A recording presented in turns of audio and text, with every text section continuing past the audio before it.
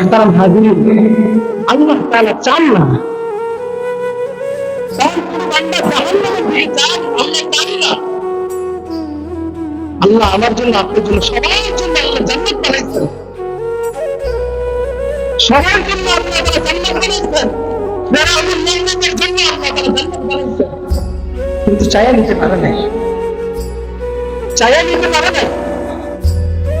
আল্লাহ তাআলা তার মৃত্যুর আগ মুহূর্ত পর্যন্ত আল্লাহ তাআলা তার কলবের দিকে তাকিয়েছিলেন যে আমার বান্দা কখন আমার দিকে ফিরে আসবে, আর আমার বান্দাকে কখন পাবে, আমি আমার বান্দাকে আমি নাম করব।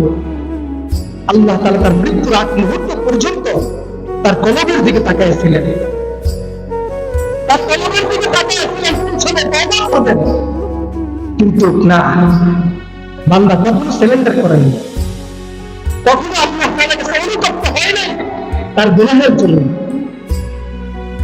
আল্লাহ তাআলা তাকে যে রাজত্ব দিয়েছেন, এই রাজত্বকে সে অপব্যবহার করছে। আল্লাহ তাআলা কখনো কখনো কাউকে রাজত্ব দেন, কত আজ্জিমান তাশা, কত যুল্লুমান তাশা।